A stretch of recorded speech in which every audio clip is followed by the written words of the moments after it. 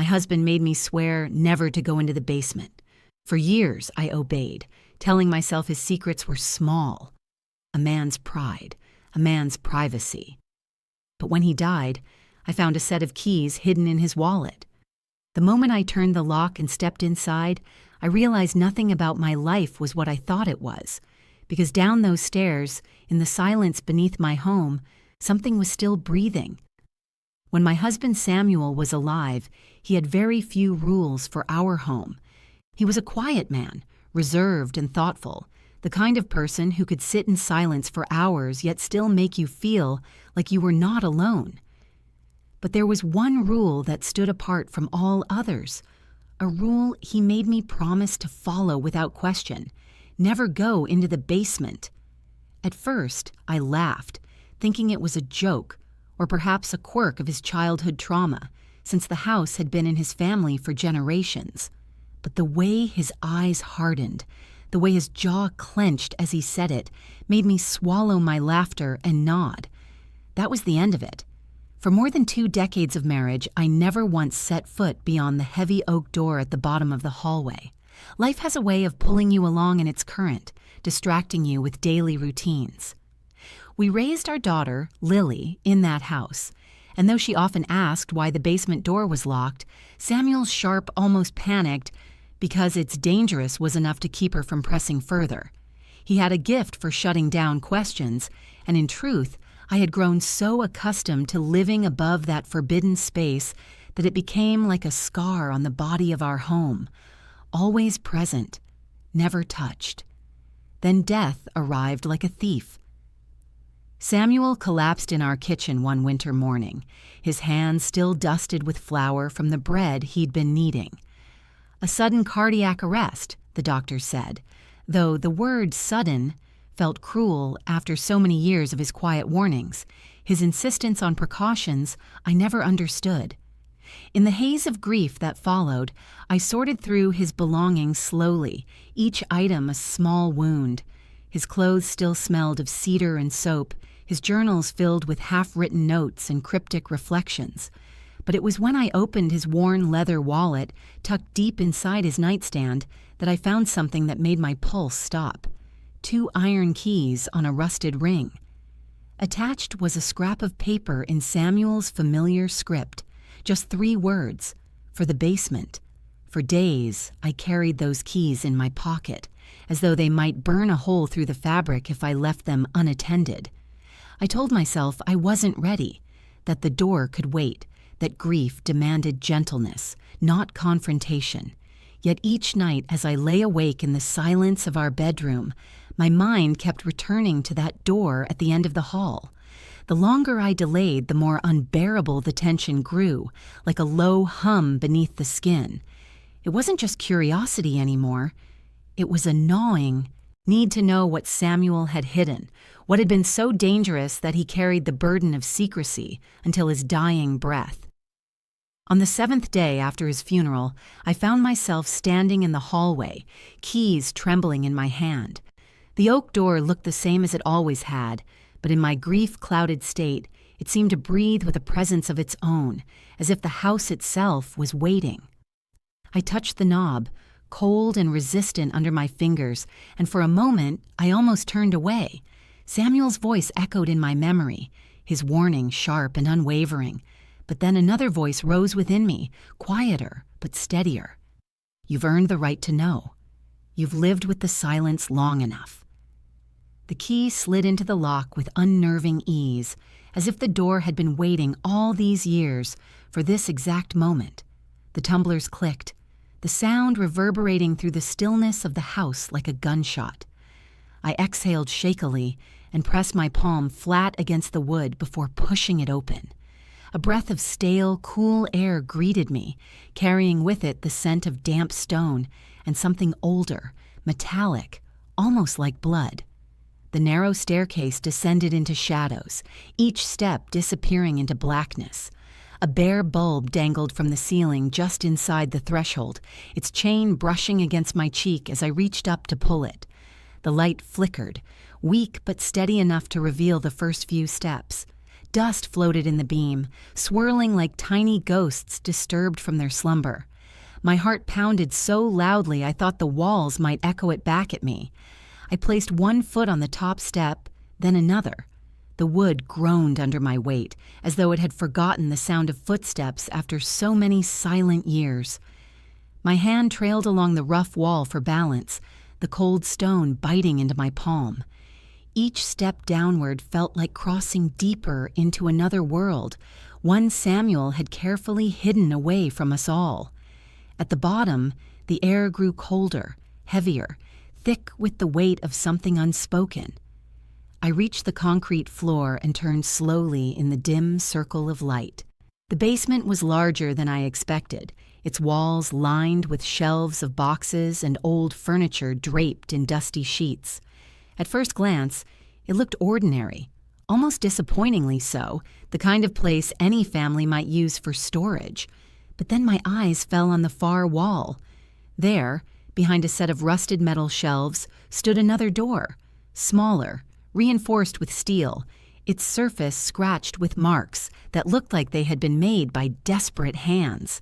Unlike the oak door upstairs, this one seemed alive with menace. The keys in my pocket grew heavier, tugging at me like anchors. My breath caught in my throat as I stepped closer, every nerve in my body screaming with both dread and anticipation. I reached out and brushed away the cobwebs clinging to the door frame, my hand shaking. There were words carved faintly into the steel, nearly illegible in the weak light. I leaned, closer, squinting, and my blood ran cold as I read them. Do not open. My fingers lingered over the words carved into the steel, each letter gouged deep as though the writer had wanted to make absolutely certain the warning would last. Do not open. It was the kind of phrase meant to stop a person in their tracks, and for a long moment it did just that. I stood frozen, my breath caught somewhere between my chest and throat, my heart a steady thrum of defiance and fear. This wasn't just a locked basement. It wasn't simply a forgotten part of the house that Samuel had deemed unsafe or unworthy of our attention. This was deliberate, intentional. A secret carried with a weight so heavy that my husband had spent his entire life keeping it shut away from us. I stepped back, the light bulb above me swaying slightly as though disturbed by some invisible hand. Shadows shifted along the walls, stretching and twisting in distorted shapes that made my skin crawl. A rational part of me whispered that I should turn around, climb the stairs, and lock that oak door again, pretending I had never found the keys. That was the life Samuel had built for us. A life above ground, untouched by whatever nightmare lingered below. But grief does strange things. It reshapes a person, strips away patience, erodes obedience. I was tired of secrets. Samuel's sudden death had already robbed me of answers to so many questions, and now, faced with this forbidden door, I felt something raw and urgent ignite inside me. I deserved to know what you hid, Samuel.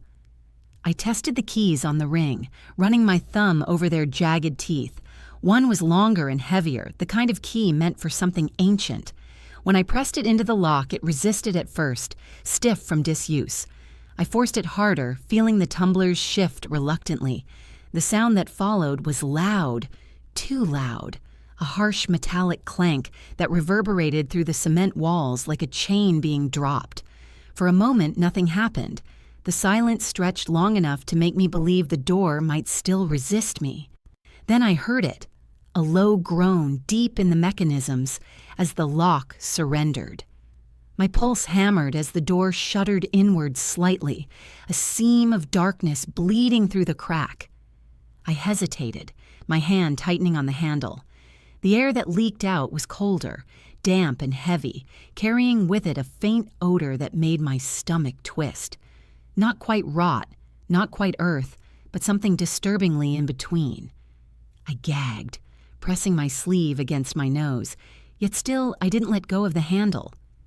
The second key dangled from the ring, catching the dim light, and for a fleeting instant I wondered if it opened something even deeper beyond this steel barrier. I shoved the thought away, one door at a time. I pulled, and the steel door screeched open like a wounded animal, the hinges screaming against years of silence. A darkness stretched before me, thick and unbroken, swallowing the weak light from the basement bulb. I fumbled along the wall, my fingertips brushing cold stone, until they landed on another chain. With trembling hands, I yanked it. The bulb that flickered to life was weaker than the one above, its pale glow illuminating only the edges of a narrow passage. The corridor extended forward, carved into the earth itself, lined with rough stone walls that seemed to sweat with moisture. It was not part of the original basement. This was older, secret, deliberate. I stepped inside, the steel door closing behind me with a deafening clang that echoed down the passage. Instinct made me whirl back, hand grasping for the handle, but it had locked itself again with a sharp click. Panic fluttered in my chest, but retreat was no longer an option. If I wanted to leave, I would have to move forward. The floor sloped downward slightly, my shoes slipping on damp stone as I forced myself deeper. My breath came in shallow bursts, fogging the air before me, and each step felt like trespassing into Samuel's most guarded truth. At the end of the corridor, the passage opened into a chamber. The single light above me swayed faintly, revealing walls lined not with shelves or boxes, but with heavy wooden crates stacked neatly in rows. The sight stopped me in my tracks. They were labeled, each one carefully marked with Samuel's precise handwriting. I approached the nearest crate, my hands shaking as I traced the label, Mitchell Family Records, 1932. My throat went dry. These weren't ordinary storage boxes. They were archives, deliberately cataloged and preserved. I moved to another. Personal Journals, 1950-1975. Another still. Photographic evidence. The word evidence clung to me like a burr. I turned, scanning the chamber, and realized every crate carried labels that suggested documentation. Deeds, legal files, court transcripts, even police reports. My husband hadn't just been guarding junk in the basement. He'd been guarding history, and not just his own. I dragged one crate away from the stack, pried off the lid, and stared into a collection of old photographs sealed in protective sleeves. The first one I pulled free was grainy, black and white, a snapshot of a man I recognized only from Samuel's few tense stories about his father. The man stood in front of a building I didn't recognize, his posture stiff, his eyes narrowed as though he'd been caught in the act of something forbidden. Beneath the photo was a folder filled with yellowing documents, stamped with the insignia of local law enforcement. Arrest records, court proceedings, accusations of fraud, theft, even something darker. I skimmed quickly, my eyes catching on words like missing person and cover-up. My breath caught. Whatever Samuel had been hiding here wasn't just family shame. It was a legacy of crimes, buried and preserved in silence. And then, from deeper in the chamber, I heard it. The faintest sound, impossible to mistake. A slow, deliberate shuffle, as though something or someone else was down there with me. The sound froze me where I stood, a chill flooding through my veins. It wasn't the creak of old pipes or the settling of stone. No, this was deliberate. A dragging, uneven rhythm, too human to dismiss, too unnatural to feel safe. My fingers clenched the folder against my chest as if paper could shield me from whatever lurked beyond the glow of the swinging bulb. I forced myself to listen. The shuffling came again, closer this time, echoing softly off the damp walls of the chamber. I swallowed hard, my throat dry as sandpaper. My first instinct was to call out, but the words shriveled before leaving my tongue. Who would answer? What if it wasn't a who at all? I set the folder down on the nearest crate, trying to quiet the frantic pounding in my chest. The light above me flickered once, twice, and my eyes darted to the far side of the chamber. In the half-darkness, I saw another door. It was smaller, iron-bound, its frame set low into the stone wall. From behind it came the faint scrape and shuffle, followed by a sound that chilled me to my marrow, a low, labored breath. The keys in my pocket pressed against my thigh, heavy as lead. The second one, the one I hadn't used yet, seemed to burn through the fabric, demanding to be tried. My stomach nodded. Samuel hadn't just locked away old records. He had locked away something alive. I stumbled back a step, my heel striking an uneven patch of floor. My mind whirled, grasping for explanations. An animal? But why behind iron? And why had Samuel sworn me never to enter if it was nothing more than some hidden kennel? The thought of him descending here over the years, alone, carrying food or water to whatever breathed behind that door, made bile rise in my throat. The breath on the other side shifted, a faint whimper breaking through. Not animalistic, but human. Fragile, weak, the kind of sound that came from someone starved of light and hope. My pulse quickened. A part of me screamed to run, to flee back up the stairs. But another, stronger voice anchored me in place. You cannot unknow this. You cannot go back to ignorance. I crept closer, my hand trembling as it hovered over the latch. The iron was cold, slick with condensation. I pressed my ear against the door, the chill seeping into my skin. The breathing was clearer now, shallow but steady. And beneath it, faint murmurs, words spoken in fragments I couldn't piece together. "Hello?" My voice cracked, a whisper swallowed by the chamber. For a moment, silence answered. Then, a gasp, ragged and desperate, followed by a voice so faint I almost doubted I'd heard it at all. "Help! Me!" I staggered back, my breath catching in my throat. A living person, locked in my basement. My knees weakened as reality crashed down on me. All those years of Samuel's warnings, his insistence that I never enter, the keys hidden like contraband. This was why. He hadn't been guarding secrets of the dead. He'd been guarding a prisoner of the living. The second key felt impossibly heavy as I pulled it from the ring. My hand shook so violently I dropped it once, the metallic clang echoing through the chamber. The voice from inside stirred again, a hoarse plea. "Please." I bent quickly, snatching the key from the ground. My mind was a storm of questions. Who was this? How long had they been here? And what did it mean about the man I thought I'd known for half my life? The lock resisted, stiff with age, but after a firm twist, the tumblers gave way. The door creaked inward, the smell that rushed out making my stomach twist, a mix of damp stone, human sweat, and something sour like decay. I gagged, pressing my sleeve to my face, but forced myself to push the door wider.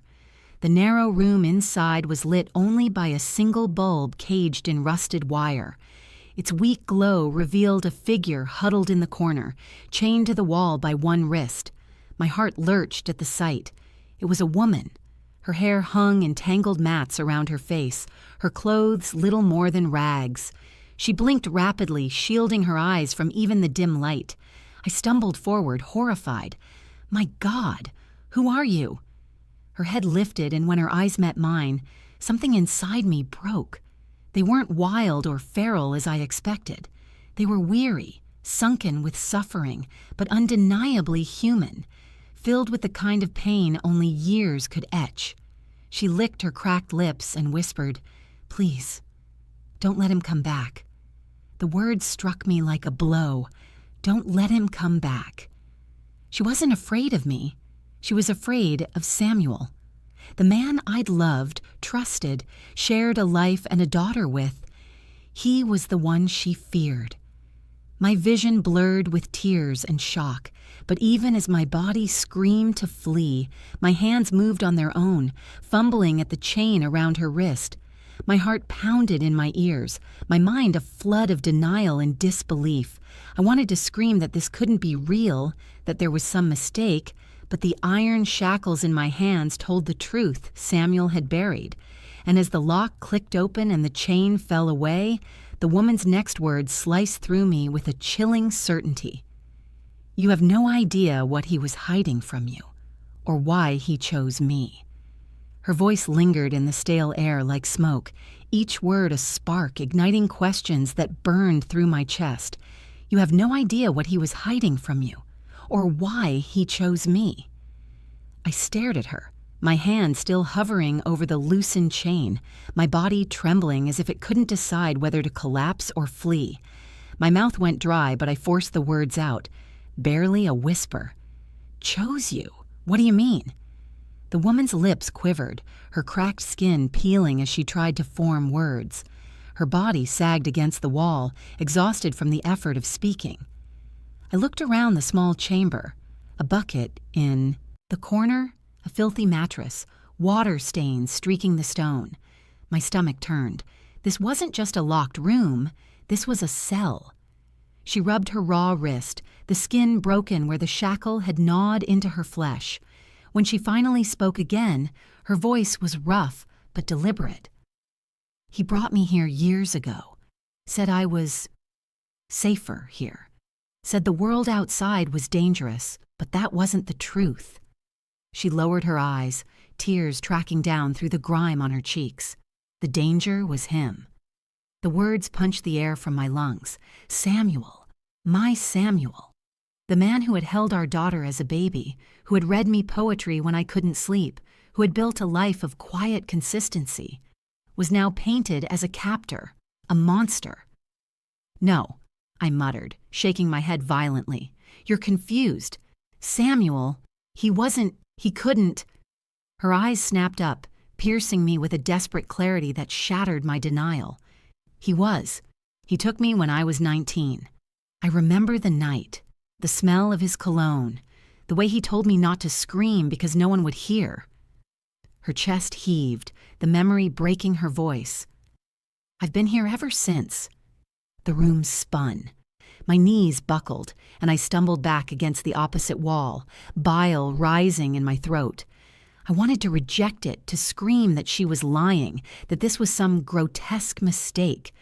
But the evidence surrounded me. The chain, the stench of years, the hollowed look in her eyes. How did I never know? My voice cracked under the weight of betrayal. "I lived here with him. I slept above you. My daughter grew up in this house." Her expression twisted with something between pity and fury. "Because he was careful. Because he made sure you believed he was nothing but ordinary. That's how men like him hide." She dragged herself to her feet, swaying slightly but standing tall in defiance of the weakness that consumed her body. But I wasn't the first, and I doubt I was the last. My heart stuttered. "The first?" She nodded toward the stacks of crates in the outer chamber. "Look closer. Those boxes aren't just records. They're trophies. Stories he collected, people he destroyed. He told me once that keeping them was the only way to remember who he truly was." I staggered toward one of the crates, ripping it open with trembling hands. The first folder I pulled free wasn't about property deeds or family history. It was a missing persons report from 30 years ago. A girl, 17, vanished walking home from school. The photo showed wide eyes and a shy smile. I dropped it, bile rising so fast I had to cover my mouth. Behind me, the woman's voice grew stronger, steadier, as though speaking the truth gave her back a sliver of power. "He didn't keep me alive because he loved me.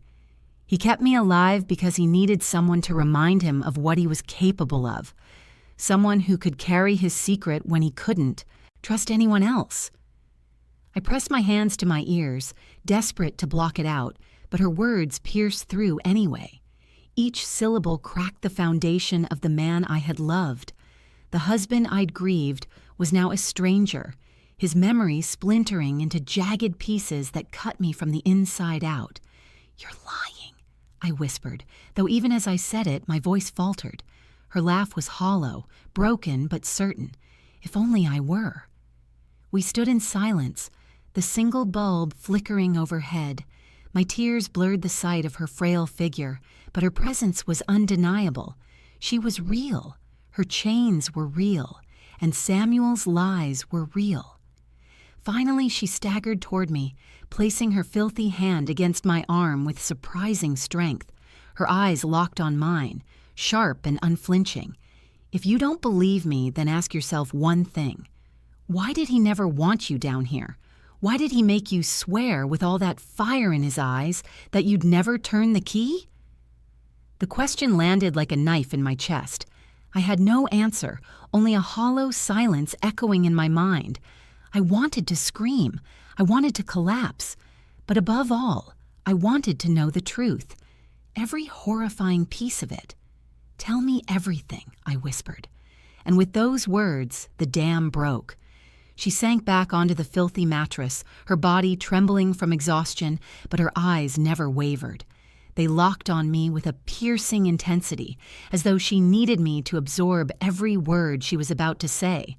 I slid down the opposite wall, the cold stone biting into my back, and wrapped my arms around myself. I wasn't sure if I wanted to hear it, but I knew I had no choice anymore. "My name is Mara," she said finally, her voice soft but steady, as though reclaiming her identity after years of silence gave her strength. I was 19 when he took me. It was late. I was walking home from the diner where I worked. He pulled up in a dark sedan, asked if I needed a ride. I didn't. But he knew my name. Her throat tightened. He knew where I lived, my father's debts, my mother's illness. He made it sound like he was helping me, and then everything went black. I pressed my palms into my knees, my head spinning. Samuel knew her life. He studied her. The thought made my stomach clench. "When I woke up, I was here," Mara continued, her gaze flicking around the cramped cell. "The chains were already waiting. He told me I was safe now, that the world outside would chew me up, that he was protecting me. But protection doesn't come with shackles, does it?" Her bitter laugh cracked through the silence. I couldn't speak. Words sat like stones in my throat. "He visited me every few days at first," she said. "Sometimes with food, sometimes just to talk. He'd tell me about his life upstairs, about you, about your daughter when she was born." Her eyes softened with a flicker of something like pity. He described her smile, her first steps. He sounded proud, almost normal. But then he'd look at me and I'd see it, the darkness that he carried. I was his secret shadow. He needed me here so he could keep being the man you thought he was out there. My skin crawled. "You're saying he used you as some kind of balance?" She nodded slowly. "A tether, his other life. He called me his witness, said I was proof that he was honest about who he really was." I buried my face in my hands. The husband I had loved, who had taught our daughter to ride her bike, who had kissed me goodnight for more than 2 decades, he had come down here afterwards, into this dark hole, to feed and speak to the woman he had chained like an animal. The silence stretched long, thick with the weight of truth. Then Mara leaned forward, her voice dropping lower. "But Catherine, I wasn't the first." My heart stopped. She gestured weakly toward the crates stacked in the chamber outside. "Those files, they're not family records. They're stories. The ones who came before me. He kept everything. Newspaper clippings, police reports, photographs. He studied them, like a collector cataloging his treasures." I shook my head violently, tears spilling. No, Samuel wasn't." Her voice sharpened, slicing through my denial. "Look for yourself. Open the crates. You'll see the names. The girls who never came home, the families who never had answers. He wasn't just my captor, Catherine. He was their end." I forced myself to stand, my legs trembling. My body felt foreign, like it no longer belonged to me. I staggered into the chamber toward the boxes. The nearest one was labeled Evidence 1978. I tore off the lid, my breath ragged. Inside were yellowed newspaper clippings, carefully cut and preserved. The first headline screamed at me, "Local teenager disappears on way to school." The photo showed a young girl with long braids, smiling at the camera. My stomach lurched.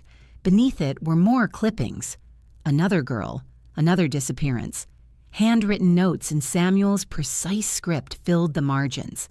Dates, locations, patterns.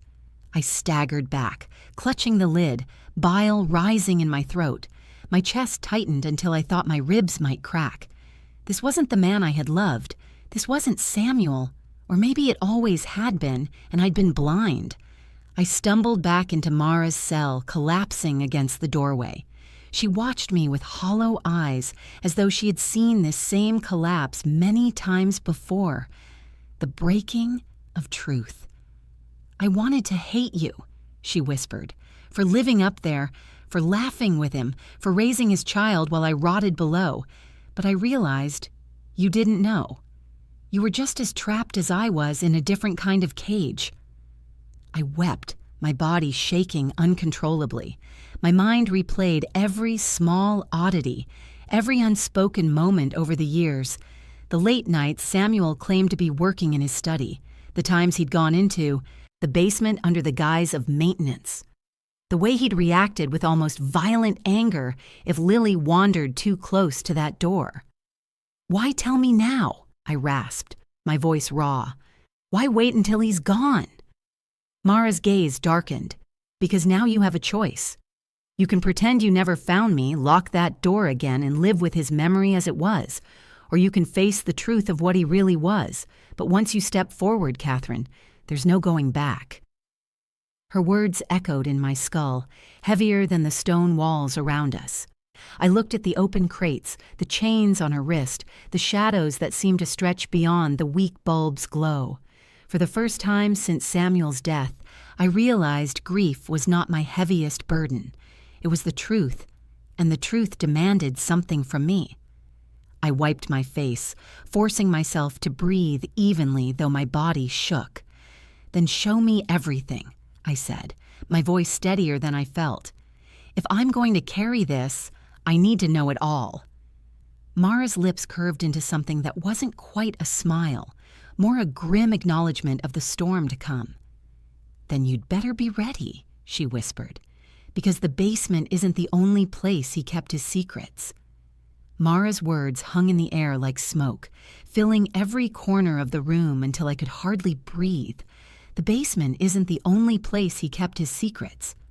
My chest tightened, my pulse hammering in my ears. For years I had lived in this house, slept in its rooms, raised my daughter inside its walls, and yet I suddenly felt like a stranger, trespassing in someone else's labyrinth. I forced myself to sit across from Mara, my back against the cold stone. My voice came out steadier than I expected, though my insides churned. "Then tell me. All of it. Where else? What else?" She closed her eyes, her lips trembling as if she was sifting through memories too heavy to lift all at once. When she opened them again, her gaze cut into me. "There are rooms you never saw, doors you never thought to question. He built spaces within this house, Catherine, hidden spaces. He called them sanctuaries." Her tone was laced with bitterness. "Sanctuaries for his darkness." A tremor ran through me. I thought back, the renovations he insisted on, the nights he claimed to be fixing wiring or repairing insulation. I had trusted him so blindly that I never asked to see the results. "Where?" I whispered. Mara gestured weakly toward the far end of the chamber. "The crates hold maps. He kept detailed sketches of every alteration. I've seen some of them when he left them out. There's another passage, not here, but through the crawl space behind the furnace upstairs. He thought of everything, traps, dead ends, alternate exits, like a man preparing for war." The image of Samuel, methodical and quiet, bent over a desk sketching out hidden corridors in our family home, made my skin crawl. My mind reeled at how many times Lily might have been only a wall away from something monstrous. Mara's voice cut through my spiraling thoughts. "But you need to understand something before you start tearing this place apart." Her eyes bore into mine with an intensity that forced me still. "He didn't just build these spaces to hide what he did. He built them to protect you." My breath caught. Protect me? Her nod was sharp. He always spoke about you. Always. Said you were too good, too pure to be burdened with what he carried. He believed keeping you ignorant was an act of love. Twisted as it sounds, he thought he was sparing you. She leaned closer, her voice dropping. That's why he made you promise never to come down here. Because if you did, you'd see the truth, and the man you thought you loved would be gone forever. The tears came hot and unrelenting. I hated him. I loved him. I missed him. I despised him. My heart was a battlefield of contradictions, shredding me from within. Mara reached for my hand, her touch feather light but grounding. You're stronger than you think. You survived him without even knowing what he was. Now you know, and you'll survive that too. I swallowed hard, pulling my hand back gently. Strength was not what I felt, but her words planted a seed, maybe one I could cling to.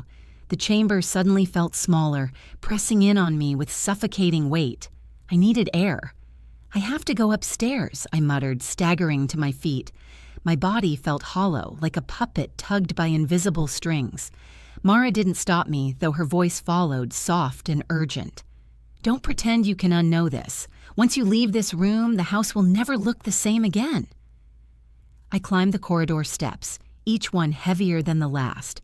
The steel door screeched shut behind me, the lock clicking back into place as if sealing away the truth I could no longer ignore. I leaned against the oak door at the top of the main staircase, gasping for breath. The air upstairs was warmer, brighter, yet it carried a stench of false comfort now. I drifted through the kitchen, the living room, the hallway, spaces that had once been sanctuaries of safety and love.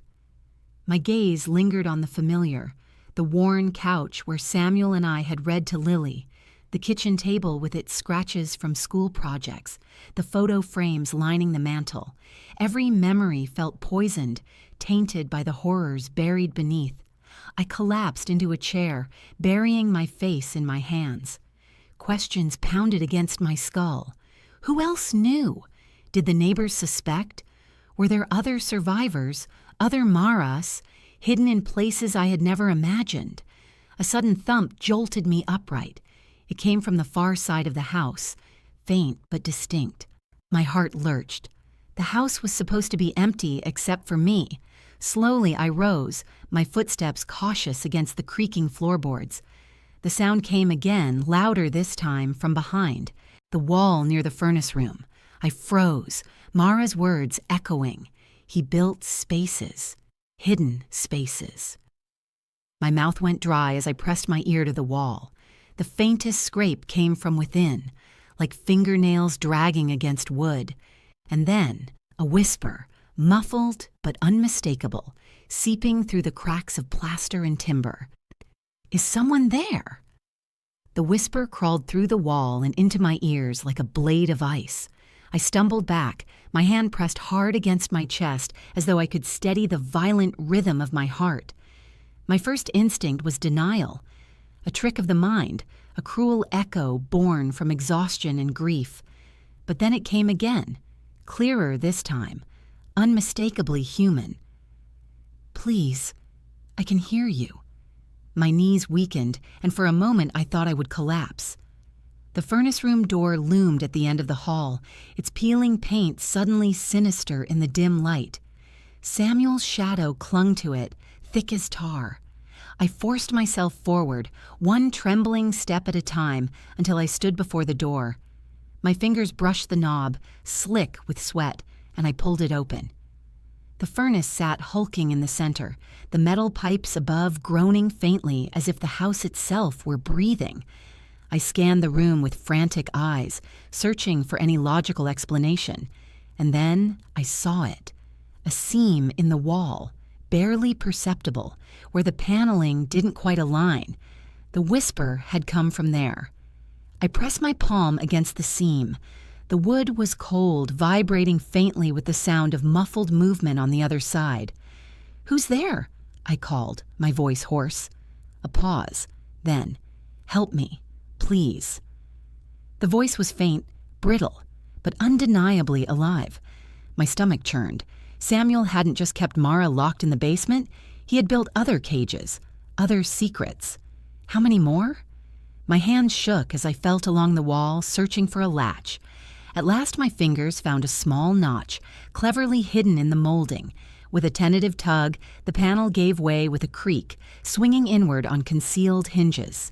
The space beyond was narrow, a crawl space carved between the house's original structure. The air that spilled out was stale and sour, thick with the stench of confinement.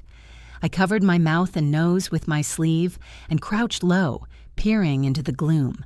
A figure huddled against the far wall.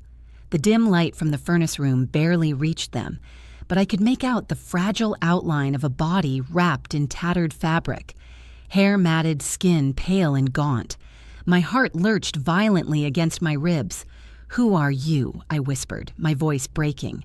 The figure shifted, lifting their face just enough for the light to catch it. A boy, no older than 15 or 16, his cheeks hollow, his eyes wide with terror and hope, all tangled together. "My name is Daniel," he croaked, his throat dry. "Please, don't leave me here." Tears flooded my vision. I crawled into the space, ignoring the way the walls scraped my shoulders, until I was close enough to see the chain around his ankle, bolted into the foundation. The sight made me gag. "How long have you been here?" I asked, though I wasn't sure I wanted the answer. His lips trembled. "I don't know. Months. Maybe longer. He brought me here after school, said my parents wouldn't want me back, said I belonged here." His voice cracked, the trauma evident in every word. I thought I was going to die down here. I pressed my hand to my mouth, stifling a sob. My Samuel, the man I thought was incapable of cruelty, had stolen this boy's life. "Shh," I said, forcing calm into my voice. "You're safe now. I'll get you out." I tugged at the chain, but it was thick iron, unyielding. My hands shook as I remembered the second key, the same one I had used to free Mara. I fumbled it from my pocket and tried it in the lock. With a loud click, the shackle sprang open. Daniel let out a ragged gasp of relief, collapsing against me. I helped him crawl from the narrow space into the furnace room. His body was so light, so frail, it felt like lifting air. Once he was free, he clung to me with desperate strength, his tears hot against my shoulder. Thank you," he whispered over and over. My own tears fell silently as I held him. 2 prisoners freed in one night. 2 lives Samuel had buried beneath lies and brick and steel. But how many more? How deep did this go? Daniel pulled back slightly, his eyes wide and pleading. "There are others." My breath caught. "Others?" He nodded frantically. "He told me. He said the house is full of them, rooms you can't see, doors that only he knew how to open." His small hands gripped mine. "You have to find them, before it's too late." A shiver tore through me, deeper than any I had felt yet. The house groaned overhead, the timbers shifting as though they too carried the weight of Samuel's sins.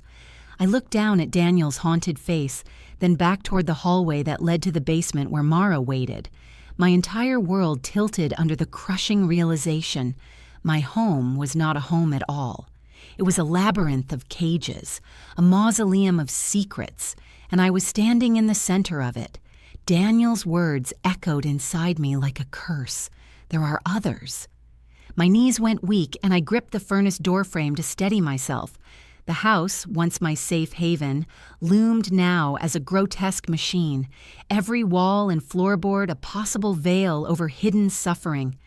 My husband hadn't merely lived here with us, he had constructed a prison in which we were all unwitting inmates. Daniel clung to me, his thin fingers digging into my sleeve. His face was pale, gaunt, eyes wide with desperation. "Don't leave me," he whispered. "Please don't shut me in again." I pulled him close, smoothing his tangled hair, though my hands shook violently. "I won't," I promised. "Not ever. You're free now. Do you understand? You're free." The words caught in my throat. They sounded hollow in the air of this cursed house, but Daniel's tearful nod gave me the strength to keep speaking. "We'll find the others. We'll get them all out." My mind whirled. Mara's cell, Daniel's crawl space. How many doors had I walked past without seeing? How many times had Lily played in the yard, laughing freely, while someone else cried for help just beyond the walls? I led Daniel into the kitchen, settling him into a chair. His body seemed too light, as though hunger had hollowed him out until only bone and fear remained. I poured him water, my hands trembling so badly the glass nearly spilled, and he drank greedily, coughing between gulps. Mara's voice rang through my head, steady and damning. The basement isn't the only place he kept his secrets. She had known. She had lived beneath my feet for decades, her reality running parallel to mine, and I had been blind. I pushed away from the table, my resolve crystallizing into something cold and hard. If Samuel had left maps, sketches of his sanctuaries, then I needed to see them. The crates, the evidence, the answers. "Daniel," I said gently, crouching so my eyes were level with his, "I need you to stay here. Drink. Rest. I'm going to the basement again, but I'll come back for you. I promise." His eyes widened with fear, and he shook his head violently. "Don't go back down there, please, he'll be angry." A shiver cut through me.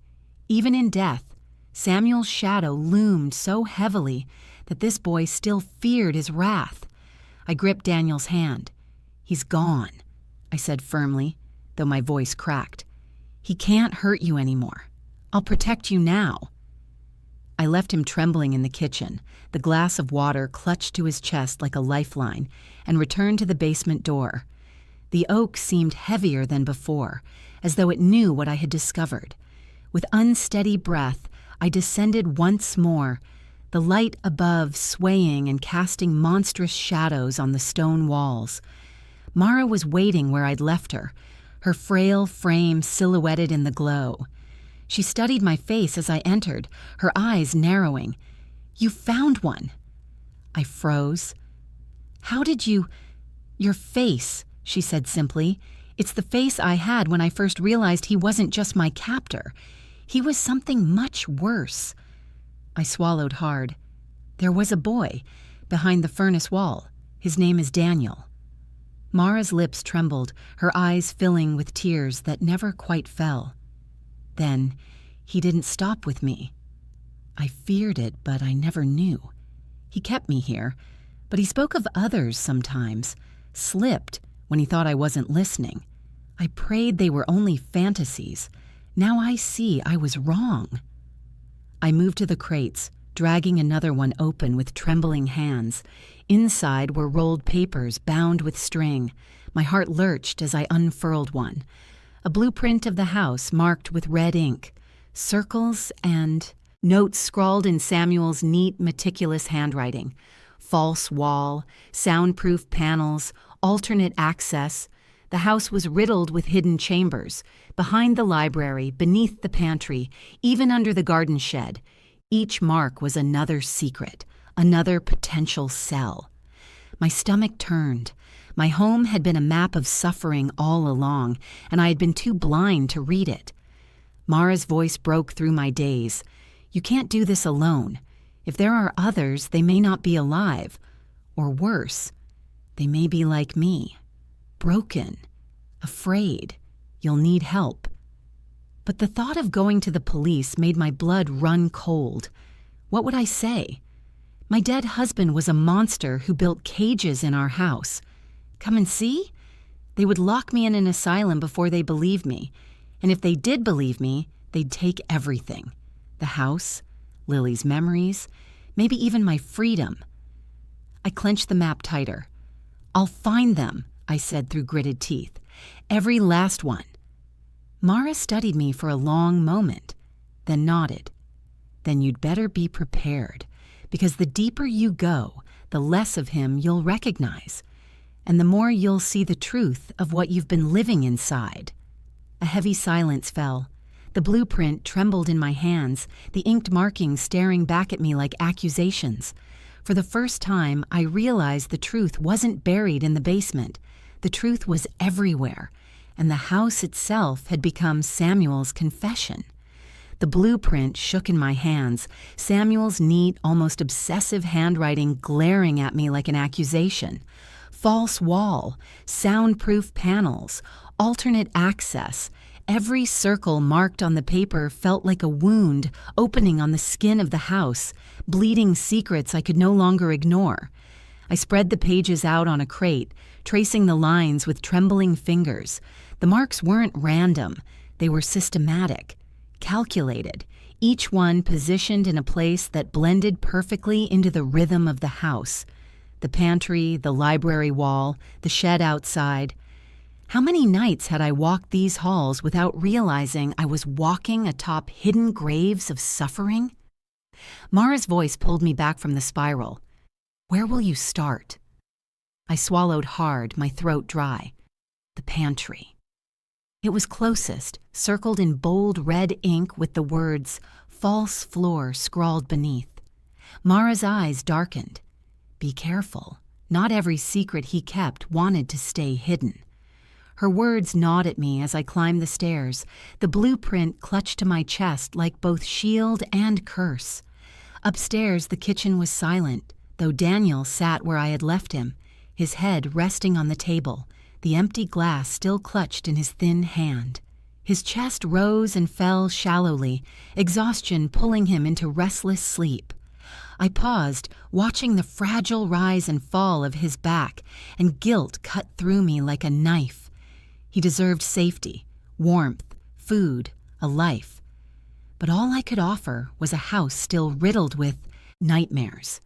I brushed his hair gently back from his forehead before stepping into the pantry. The blueprint had marked the far corner. My hands shook as I pushed aside stacked cans and flour jars, uncovering the wooden floorboards beneath. At first, it looked solid, ordinary. But when I pressed my weight down, a hollow echo answered from beneath. My pulse raced.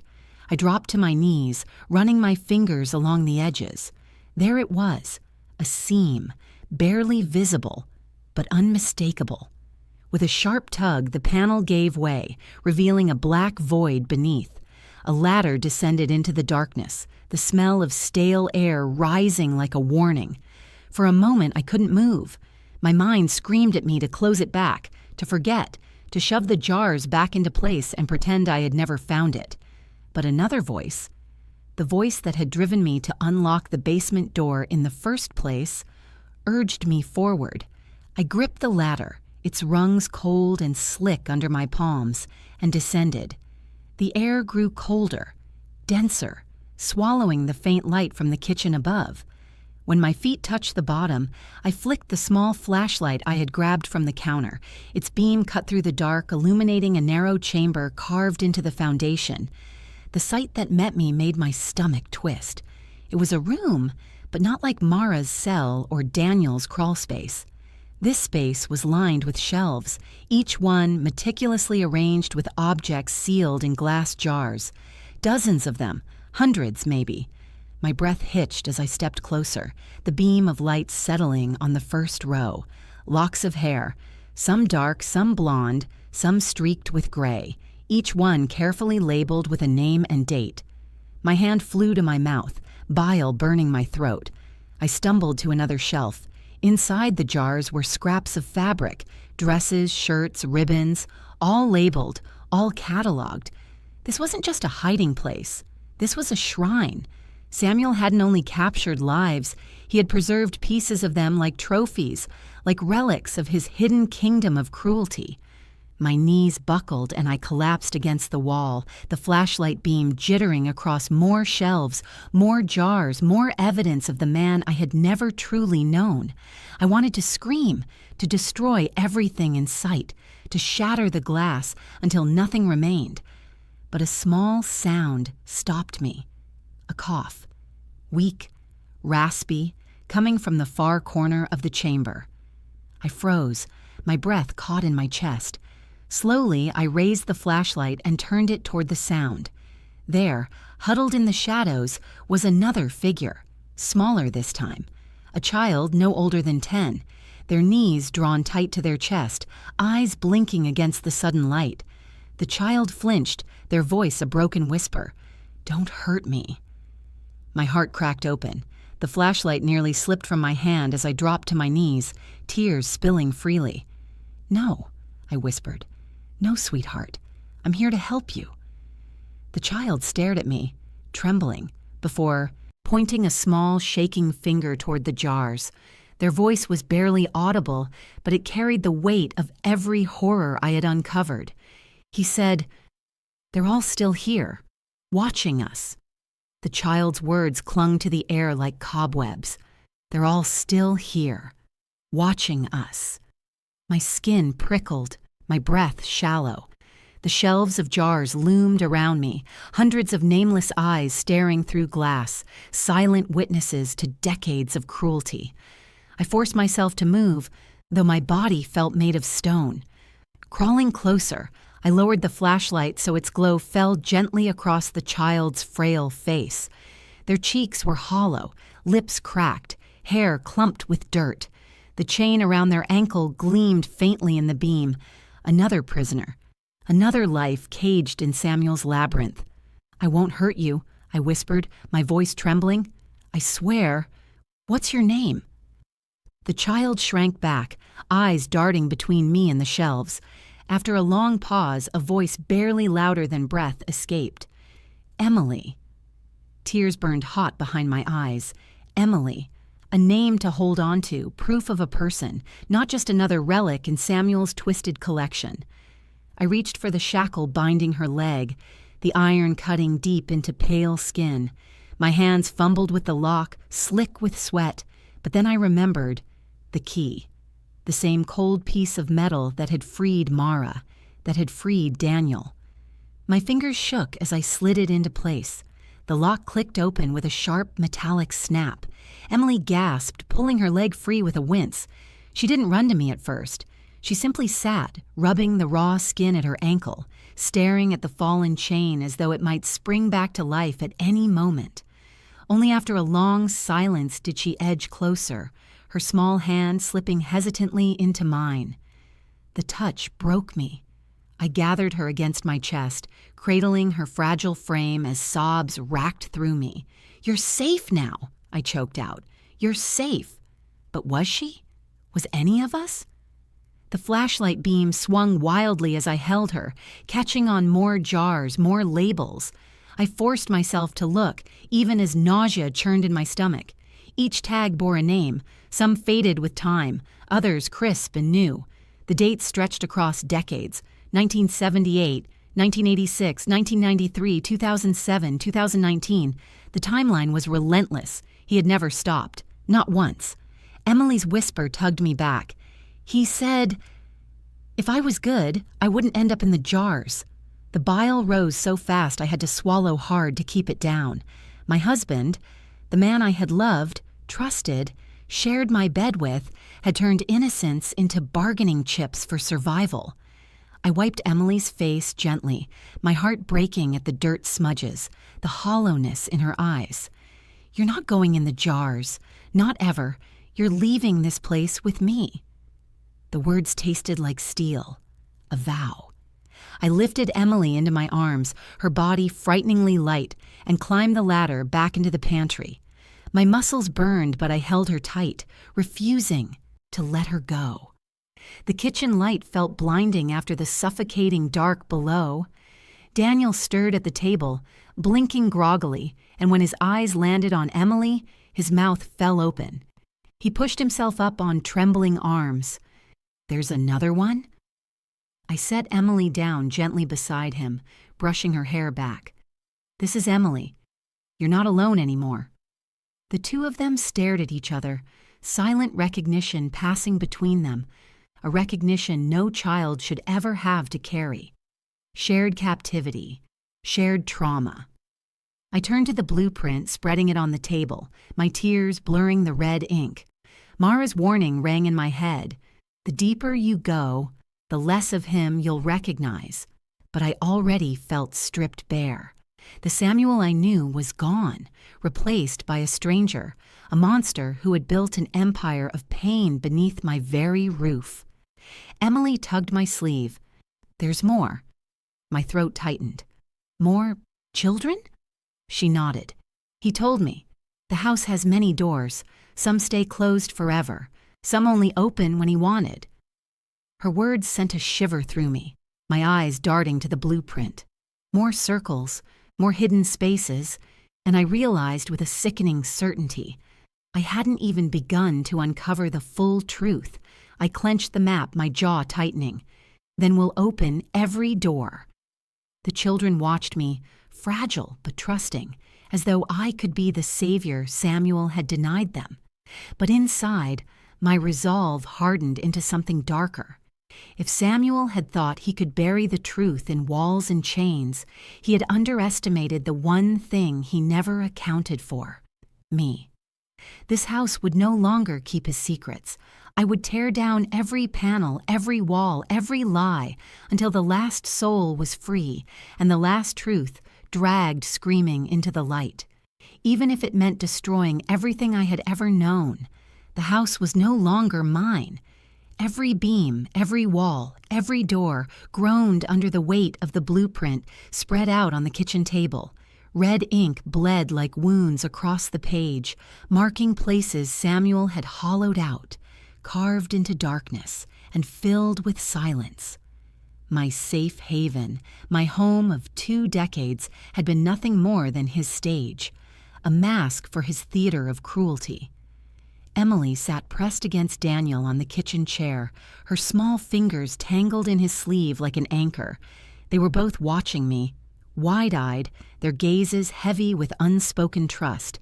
Children who had seen horrors no child should ever glimpse, now looking to me as if I had the power to undo their nightmares. But I wasn't sure I did.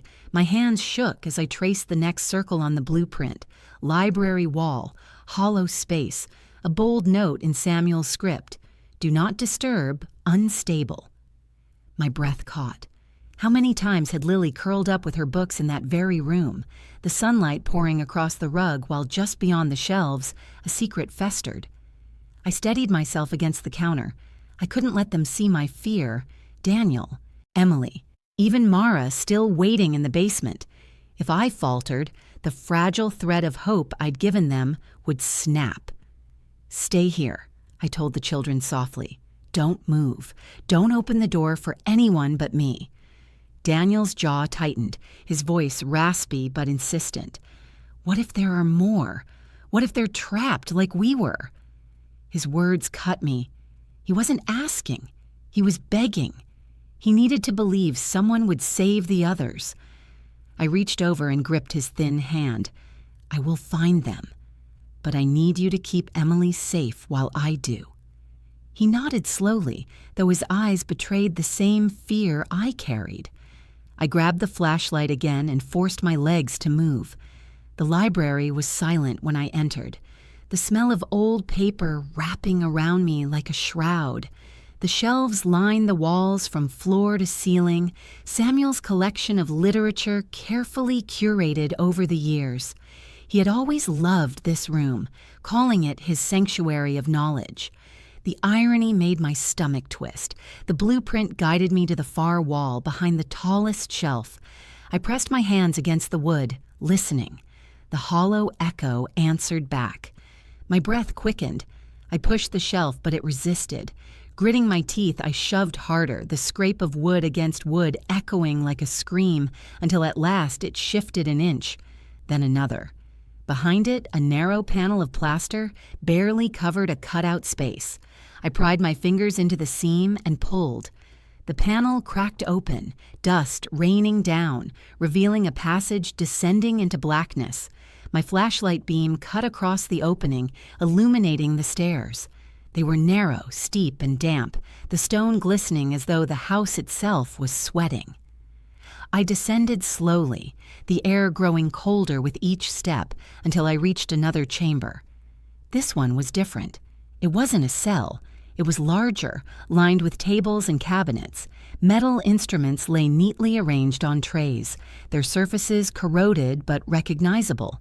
Scalpels, syringes, clamps. My stomach lurched. A crude operating lamp hung overhead, its bulb burned out but its intent unmistakable. In the corner, shelves held rows of notebooks, each one labeled with dates. I pulled the nearest volume open with trembling hands. Samuel's handwriting filled the pages in meticulous lines, observations, measurements, notes about fear, about control, about pain. Subject resisted food for 3 days, broke after water was withheld. Eyes dilate faster under stress when light is restricted. Trust is easiest to build when kindness is rationed. The words blurred as bile rose in my throat. My husband had been documenting not just captivity, but experimentation, as if the people he locked away were nothing more than case studies in a twisted science of suffering. The beam of my flashlight slid to the far wall, where something else waited. Cages, 3 of them, stacked like kennels. 2 stood empty, rust staining the floors. But the third held movement. I stumbled forward, my breath shallow. Inside, curled into a ball, was another figure. Older this time, maybe in their 40s, their hair wild, their body trembling with weakness. As the light hit them, they lifted their face, eyes wide with terror. "Please," the man croaked, his voice broken. "Please, no more." My hand slammed against the lock, fury and horror tearing through me in equal measure. The chain rattled violently, but it held. The key. I fumbled it out, jammed it into the rusted lock, and twisted until it gave. The cage door creaked open, and the man collapsed into my arms, his body shaking like a leaf in a storm.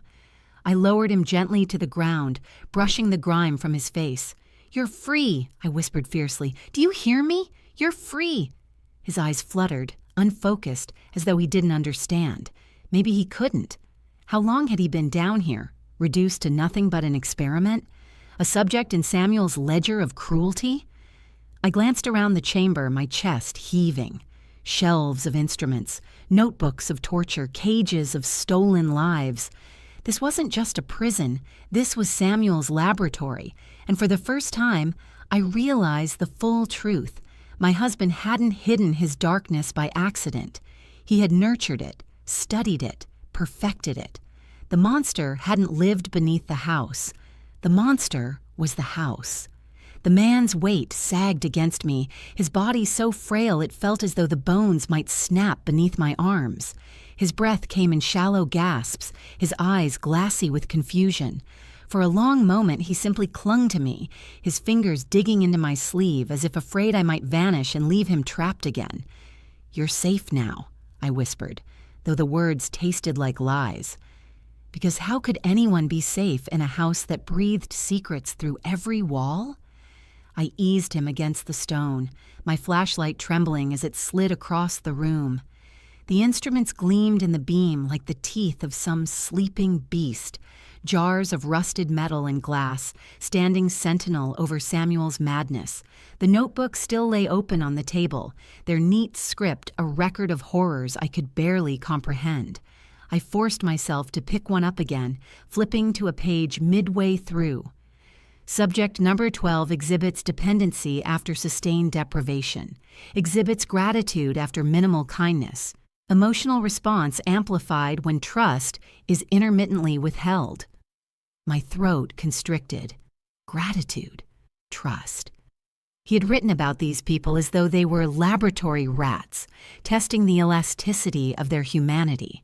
And yet, when I remembered the way Samuel had smiled at Lily, the way he had held me after long days, it was the same careful observation, the same measured patience. He had been studying us too, only we hadn't known.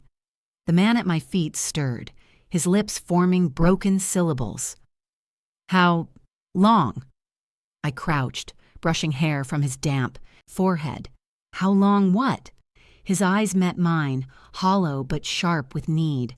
"How long gone?" The question pierced me. I knew what he meant. How long had Samuel been dead? How long since the last shadow of his footsteps passed through this place? 2 weeks, I whispered, my chest heavy. The man's breath hitched.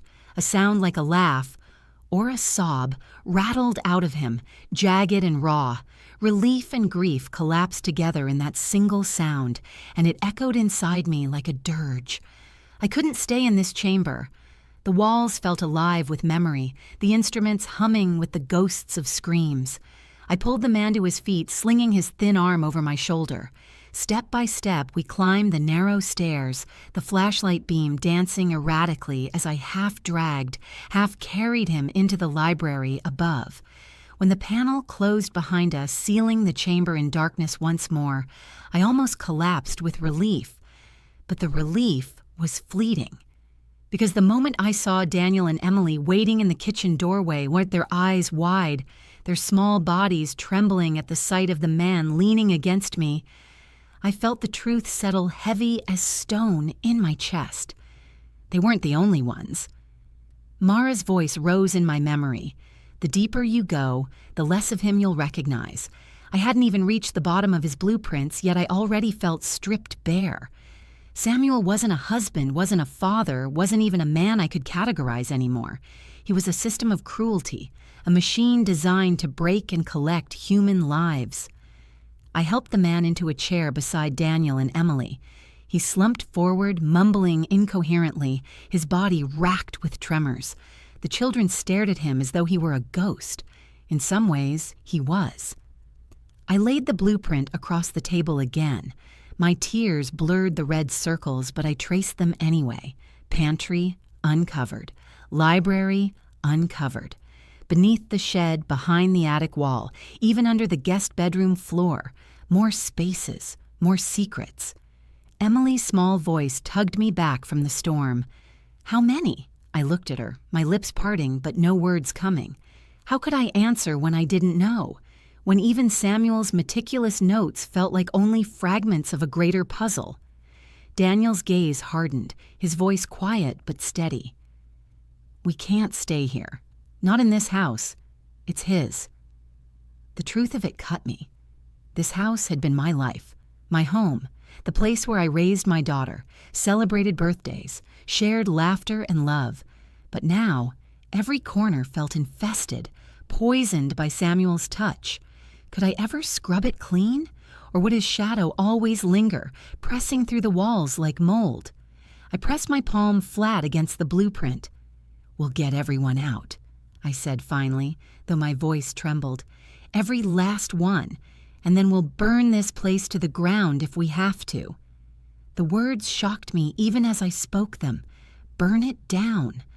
The thought of flames tearing through these walls, erasing Samuel's sanctuaries and trophies in one violent purge, sent a strange flicker of relief through me. Perhaps fire was the only language that could cleanse a place like this. But the blueprint still whispered in my hands, every circle a plea for discovery.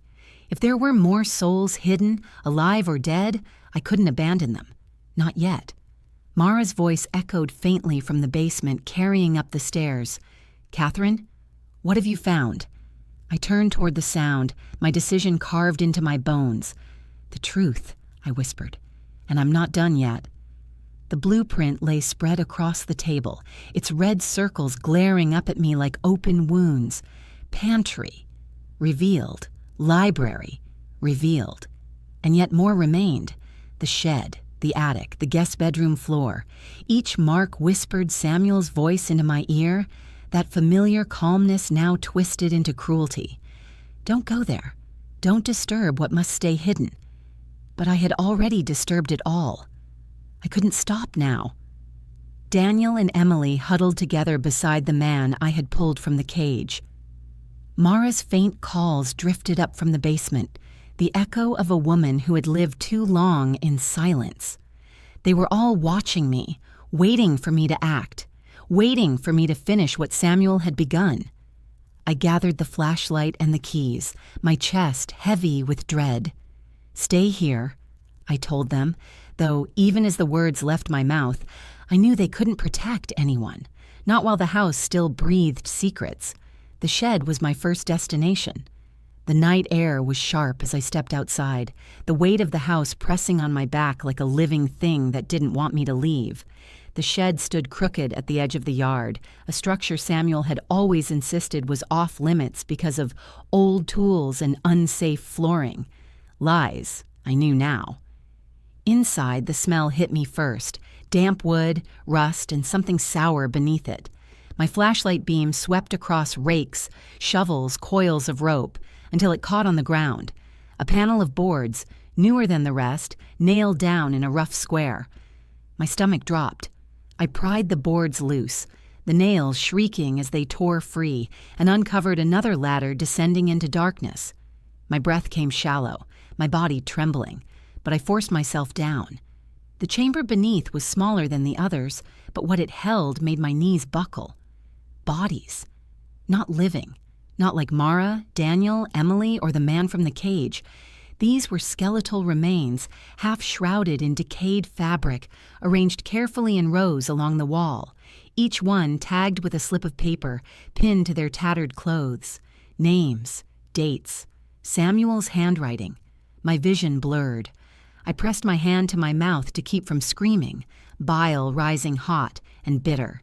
The jars and notebooks were his trophies, but this was his archive of death, proof of every life he had stolen, preserved like specimens in the belly of my home. I collapsed against the ladder, sobs shaking through me. My husband had not simply been a man with a hidden darkness.